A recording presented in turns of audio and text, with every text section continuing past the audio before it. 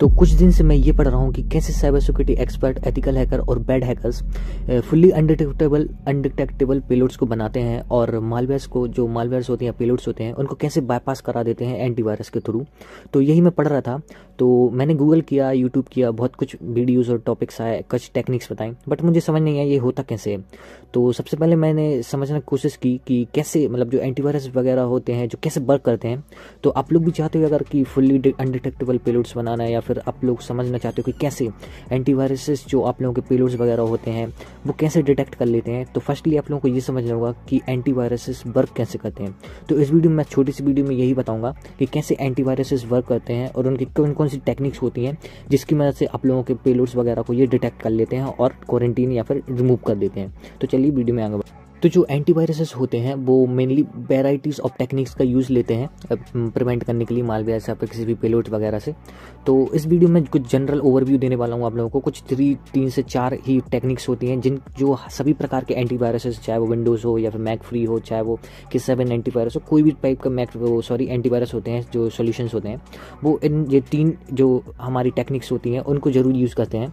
तो इस वीडियो में मैं कुछ 3 ही टेक्निक्स आपको बताने वाला हूँ जिसकी मदद से जो आपका एंटीवायरस होते हैं वो पेलोड्स वगैरह, मालवेयर वगैरह को डिटेक्ट कर लेते हैं इजीली। तो जो फर्स्ट हमारी टेक्निक्स है, जो एंटीवायरसेस जो यूज़ करते हैं किसी भी पेलोड वगैरह को डिटेक्ट करने के लिए, वो है signature based detection. Signature based detection ये क्या है? फर्स्टली आप लोगों को ये समझना होगा कि जो सिग्नेचर्स क्या होते हैं। जो एक सिग्नेचर्स जो होते हैं वो यूनिक आइडेंटिफायर की तरफ वर्क करते हैं। जैसे आप लोगों का आधार कार्ड हो गया, जिसमें जो नंबर दिया होता है या फ़ोन नंबर, वो आप लोगों का एक यूनिक होता है जो और किसी से मैच नहीं करता है।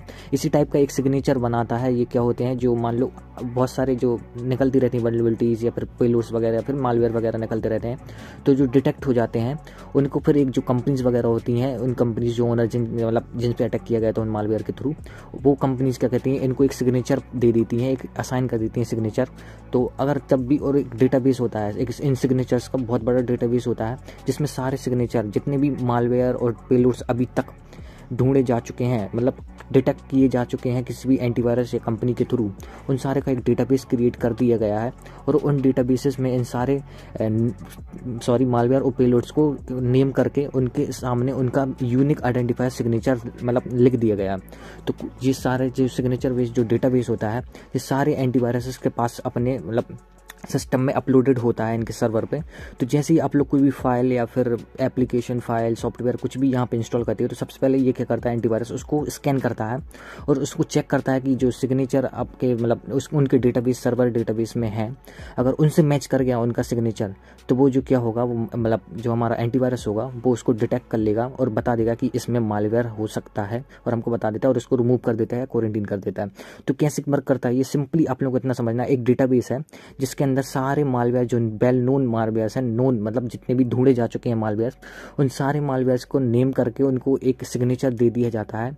और जब भी आप लोग कोई भी फाइल या फिर एप्लीकेशन या कोई भी सॉफ्टवेयर उसमें आप लोग इंस्टॉल करते हो, तो सबसे पहले स्कैन करता है एंटीवायरस उस सॉफ्टवेयर को।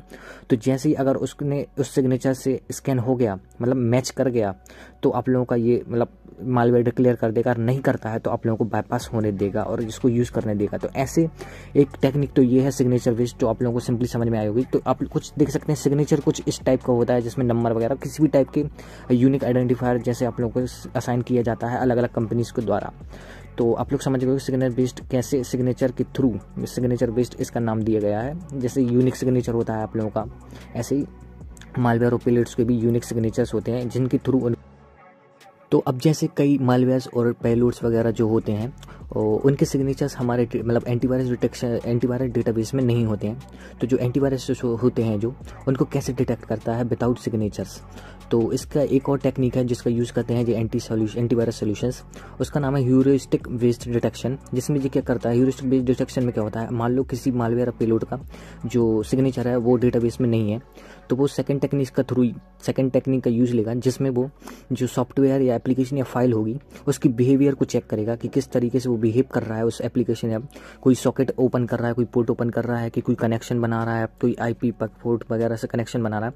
अगर इस टाइप का बिहेवियर अगर एंटीवायरस को लगता है तो वो उसको मालवेयर डिक्लेयर कर देता है।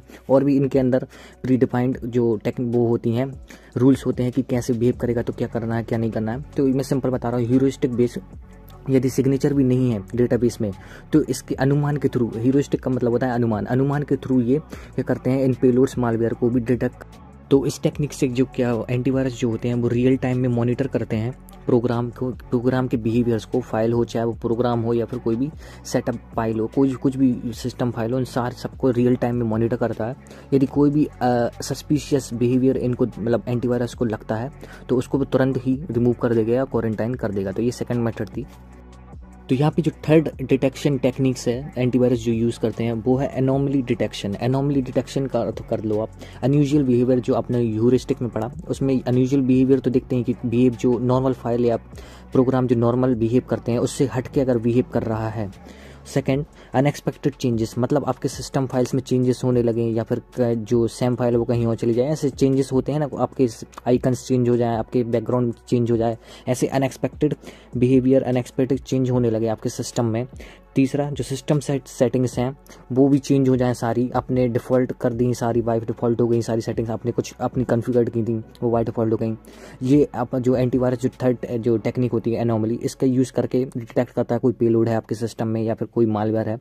और अगर कोई मालवेयर या पेलोड अनऑथराइज एक्सेस अटेम्प्ट कर रहा है, मतलब क्या है, सेशन बनाने की कोशिश कर रहा है टारगेट सिस्टम से अटैकर सिस्टम में, जो प्रोग्राम है या फिर कोई भी फाइल है, ये कुछ अलग बिहेव कर रही है तो उसको रिमूव कर दिया या फिर क्वारंटाइन कर दिया। तो कुछ एंटीवायरसेस जो होते हैं वो सैंडबॉक्स जो होता है, सैंडबॉक्सिंग टेक्निक्स का भी यूज़ करते हैं। इसमें क्या होता है, एक मतलब इन्वायरमेंट क्रिएट किया जाता है, वर्चुअल इन्वायरमेंट, जहाँ पे जो आपकी जो मलिशियस फाइल है या फिर पेलोड्स वगैरह हैं उनको वहाँ पे एग्जीक्यूट किया जाता है और चेक करते हैं एंटीवायरसेस की उसमें कोई अननेचुरल बिहेवियर तो नहीं है ना, कोई सस्पिशियस बिहेवियर तो नहीं है। अगर ऐसा कुछ दिखता है तो उस फाइल या फिर मलिशियस सॉफ्टवेयर को क्या कर देते हैं, वहीं पे वो क्वारंटीन कर देते हैं या फिर रिमूव कर देते हैं। तो सैंडबॉक्सिंग टेक्निक का भी आजकल सारे एंटीवायरसेस लगभग यूज़ करने लगे हैं, जिसकी वजह से अगर उनके पास सिग्नेचर्स भी नहीं है उस पर्टिकुलर फाइल या फिर प्रोग्राम के लिए, तो भी वो क्या करेगा, बिहेवियर को कैच करेगा, स्टडी करेगा और आप लोगों को एंटीवायरस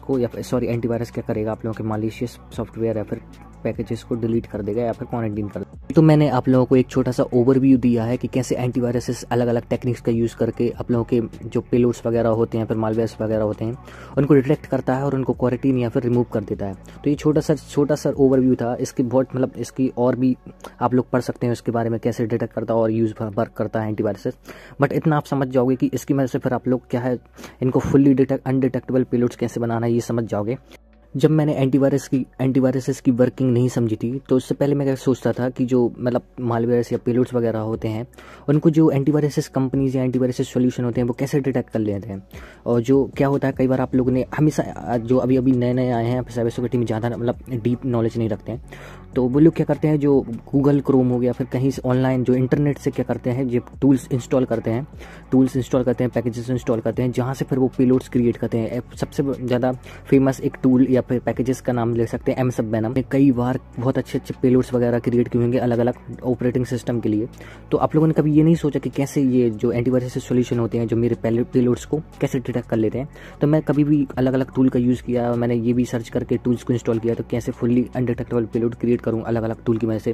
जैसे एक द फेटरेट टूल था जिसकी वजह से अनडिटेक्टेबल पेलोड्स क्रिएट किए जा सकते थे अलग अलग ऑपरेटिंग सिस्टम के लिए, बट मैंने वो भी यूज़ किया, बहुत से टूल यूज़ किए बट सारे डिटेक्ट हो जाते थे। सारे एंटीवायरस छोटे से मतलब सड़े जो एंटीवायरस होते हैं वो भी डिटेक्ट कर लेते हैं इन सारे टूल्स के बनाए हुए पेलोड्स को। तो मुझे समझ नहीं आया कैसे होता था। तो मैंने जब ये धीरे धीरे मैंने जब एंटीवायरस सॉल्यूशंस की वर्किंग समझी तो मुझे समझ में आया जो इंटरनेट पे बनाए पेलोड्स होते हैं, जो टूल्स होते हैं, उनके जो सिग्नेचर्स हैं वो पहले से ही इनके डेटाबेस में अवेलेबल है।